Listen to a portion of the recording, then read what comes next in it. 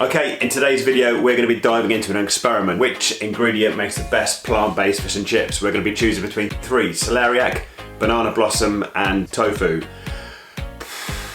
Tough one for me. Stick around to the end of the video and I'm going to taste all three and let you know which one comes out on top. I'm also going to reveal my famous batter recipe that got us in the top 10 fish and chip shops in the country. So let's cook.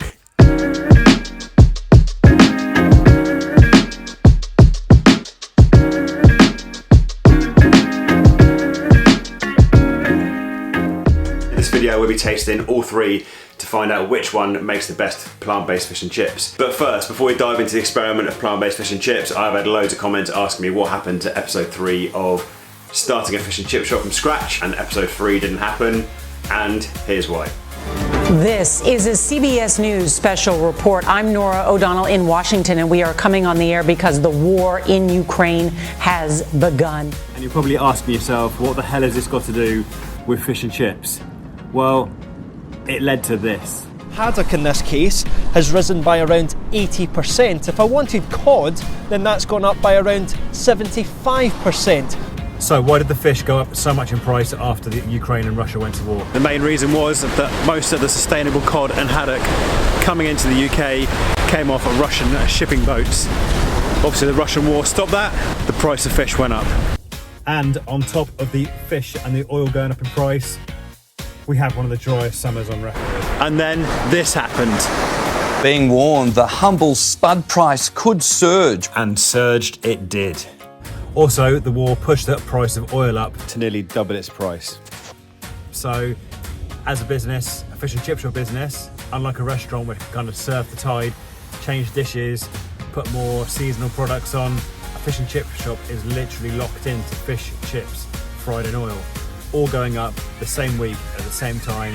As you can imagine, on the back end of this, it just wasn't viable to open a second fish and chip shop. Wet feet. Oh, and thanks to everyone from the last video who commented on the hat. Caps are cool, much appreciated.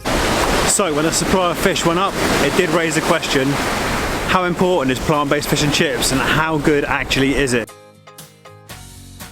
So let's try these plant-based alternatives to see how good they are. It's going to be tricky because I love fish and chips and I don't think to beat a really good piece of cod or a real nice piece of haddock. So it's going to be a tough one, this. So stick around and let's see how good they are. God, Bayek, that is bloody windy. So back to the shop to get our celeriac. Tempting, but no fish today. And this week we're going to grab some white miso to give some meatiness to that marinade. Ooh, and a bonus fine plant-based fish sauce. And also a great way to add the taste of the sea, some nori sheets. So let's get started. Plant-based fish and chips, here we go. Okay, first up, tofu. This is soya-based, so keep watching to see how I give it that flaky cod texture. Hopefully. I'm using tofu from Plants because it's one of my favourite brands. Okay, so let's go. Let's take our extra firm tofu, which I've never used before. This is the first time I've ever opened up tofu. Let's pour off that liquid and see what we're left with. And as you can see, we've got a nice firm block of tofu, not winning any flavour battles just yet. I naturally just want to pat it dry to get like a dry, firm product. So I'm just going to get some kitchen roll and just dry that off to take off some of that excessive moisture. And once it's dry, we're just going to remove the tissue. So tofu is made from soybeans, so if you've got a soy allergy, this one's not for you. I'm going to cut it down in size to give it a kind of fish fillet thickness. And I'm just going to keep this bit just in case the first bit goes wrong. I'm looking for that cod fillet kind of texture, so I'm going to put 2 sticks down here to stop the knife going all the way through the tofu, and then I'm going to slice it to try and achieve that flaky texture of fish. And this is also going to allow the marinade and flavour to get deep inside the tofu. I've made layers in the tofu. The marinade's going to go in here. Okay, let's taste it. The first time I've tried tofu. It's kind of rubbery with no flavour. Hopefully we can put some flavour into that to give it our fish flavour. I mean, it's a solid lump of protein, which is what fish is. We just got to make it taste nice. Okay, next up, banana blossom. This is used by quite a lot of high-end fish and chip shops in London. Let's give it a try. Okay, so the banana blossom has been delivered in a tin, served up in brine. This came from Amazon for about £1.20, so that's the best way to find it. So let's crack her open and have a look. This is my first glance at Banana Blossom. Okay, so it's not what I expected. I expected it to kind of be like a big, like, flower really, big blossom, but it's kind of like loads of ribbons of petals. So I'm not sure how this is going to stick together. I'm going to have to find a way of, oh actually I've got a chunky piece here, which is kind of joined together. Let me dive deeper and have a look. So under the top petals I found 4 or 5 pieces like this, all joined together, which kind of resemble a small fillet of fish, I guess. And the taste test, it's okay. And then next up is going to be our old friend from the last video, celeriac. Apparently this makes quite a good fish for fish and chips in a plant-based world, so we're going to give that a try next. So just like last week, we are going to top and tail the celeriac to give it a nice flat surface to make it easy to peel. We're going to peel off the rough exterior, exposing that bright white cod-like flesh. Now I'm going to cut it into big thick slices like a fish fillet. Similar to tofu, I'm cutting this about 1.5 centimeters, and I'm going to try and shape the celeriac like a fillet of fish, scoring it to give it ridges just like this, hopefully replicating that flaky fish texture. With the celeriac, we're going to cook it off to soften it up first. Going to add some lemon juice, some salt, got a bit of dill in the fridge here, so I'm going to add some dill stalks in there, and you could also add white wine at this stage if you wanted to give it a kind of really fish stocky kind of flavour. And now we're going to simmer that till it's nice and soft. So let's run through our marinated ingredients again. We're going to use a vegan fish sauce, fresh lemon, yuzu juice would be a good shout too. We're also going to add white miso for that meaty umami flavour, and then pickle juice, which has got a kind of sweet flavour. So for the recipe, we're going to use 1 shot of pickle juice. Then we're going to add 3 teaspoons of the vegan fish sauce, followed by 1 teaspoon of the white miso. Bugger. And the juice of half a lemon. Now for the nori sheet, I am going to break it up. Let's taste it first. I'm going to break it up in my spice grinder. Got it for Christmas. I'm going to put it into small little pieces and put that in the spice grinder. Now I've just got to work out how it works. I think the lid goes on. Oh yeah, just press it down, and then nice dusty nori we can add to the marinade. Going to give that marinade a good whisk now to mix it all together. So we are going to marinate this overnight. Got our 3 bowls, our hot celeriac, our tofu, and our banana blossom. So while we're leaving the celeriac hot, rinsing it under cold water will remove some of that flavour, and this way it's going to help soak that marinade up into the celeriac as it cools down. Nice rich texture on the tofu. And now I'm going to weigh that down to try and get the flakes on a diagonal kind of shape. And now these are all going in the fridge overnight to help them marinate and absorb some of that flavour. Okay, so for the batter recipe, we are using a gluten-free self-raising flour. When we turned the fish and chip shop into a gluten-free fish and chip shop, we found the gluten-free flour actually made the batter a little bit crispier. We think so anyway. It does destroy your oil after time though, but we were doing a lot of fish and chips, obviously. So if you're gluten-free, perfect. Gluten-free flour. If you've only got self-raising flour in your cupboard, it still works. But gluten-free flour, I find, gives you a crispier finish on your batter. Okay, so let's crack on with the batter recipe. Here we go. Let's grab the scales and zero those ready to weigh out the gluten-free flour. For the flour, we are going to weigh out 200 grams of self-raising flour. Now zeroing it again, we're going to set this to millilitres, and I got myself a bit of Beavertown neck oil here, IPA. If you're gluten-free, remember you're going to need a gluten-free beer for this one, as beer is not gluten-free. Open that up, and now we're going to weigh out 150 millilitres of IPA beer. This is going to give it the flavour. And then now to this, we're going to add 1 teaspoon of dried instant yeast.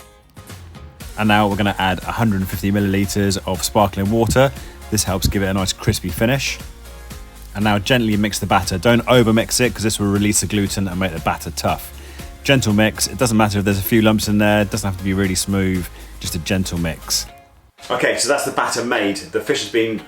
Fish. Okay, the plant-based ingredients have been marinating overnight. The tofu has been pressed on instruction of my daughter.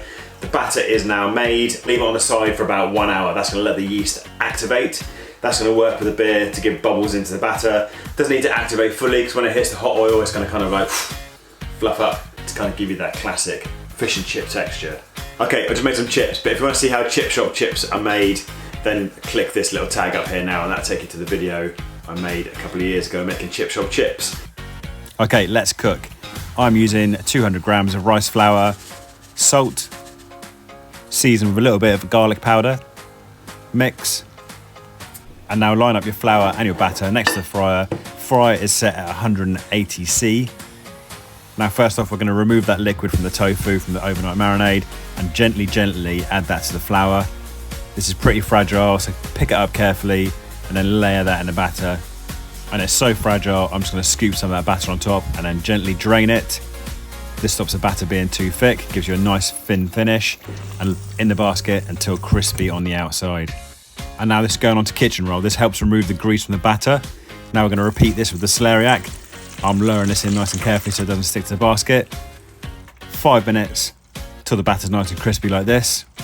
Onto the paper and season again. Now, this time for the banana blossom. Out of all 3 products, this feels most like cooking a piece of fish. I've removed the basket from the fryer because I think it's going to get stuck to the bottom, and I'm using the basket to weigh the fish down to get it crispy all the way around. It's looking pretty good. And now let's drain that on the paper and season with salt. Let's make some chips. And of course, fish and chips wouldn't be the same without a bit of homemade tartar sauce. I squeeze a lemon over the top. And there we have it, plant-based fish and chips. Doesn't look too bad at all. A few mushy peas on the side and a dunk of ketchup. Here we go, taste test time. Banana blossom here, which when it was pickled actually tasted surprisingly like herring. So this is kind of like a dark horse for me at the moment because it looks kind of really like unappetizing in a tin. But once it was marinated and I tasted it, it had the texture of fish and it kind of had that flavour of kind of like pickled herrings. Okay, first off, let's try the tofu. You can see the little scores where I made the marinade. It's kind of flaking. Can you see that it's kind of like flaking off? Got a flaky fish texture.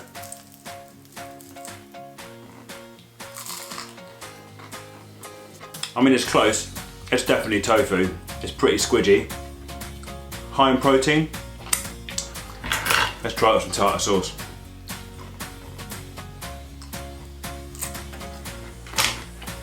Okay, with tartar sauce on it, you definitely get away with that. That's close enough. The flaky texture, tartar sauce, the crispy batter carries it enough to make it taste like good fish and chips. Surprising. Definitely with the tartar sauce though. Okay, next up, banana blossom.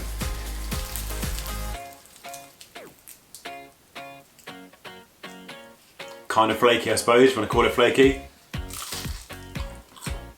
It's fish-esque. Tasty. And down near the core, it's kind of got that kind of like soft mackerel-y herring kind of texture. With the tartar sauce, you can definitely get away with it. Next up, the celeriac. Can we break it? What will it be like when we break it? Firmer. Good texture. Tastes like celeriac though. Kind of looks like a piece of cod. You know, I wouldn't be upset if I got it, but it definitely tastes like celeriac. Which isn't a bad thing. So final verdict, I would say the tofu has most protein, it's probably better for you. I'd say the banana blossom is most like fish in its texture and in its flavour, and the celeriac's tasty, but it tastes like a celeriac. You've seen all 3 now. Which one would you go to as a plant-based option for fish and chips? If you had to, obviously. If you eat fish, you're probably going to stick with fish, but if you had to eat the plant-based option, let me know in the comments below which one of these 3 is for you. Oof, that's it, I'm stuffed. Thank you so much for watching, as always. Thank you always for the comments. Thanks for all the new subscribers. Welcome to the channel, much appreciated. If you haven't subscribed already, as always, please do so. Ping, ping, ping in the button down below. This channel is all about you and helping you find new and interesting recipes. So thank you so much. I'll see you in the next video. Take care now, that's Gary's Kitchen out. And if you love fish and chips, then you're gonna have to watch this video next. See you next time. You're live on TV. Don't fluff it up. Just made some chips. If you want to see how chips. If you want to see how chips are made, and I'm also going to eat plant blossom. I've had it. Okay, the plant grace.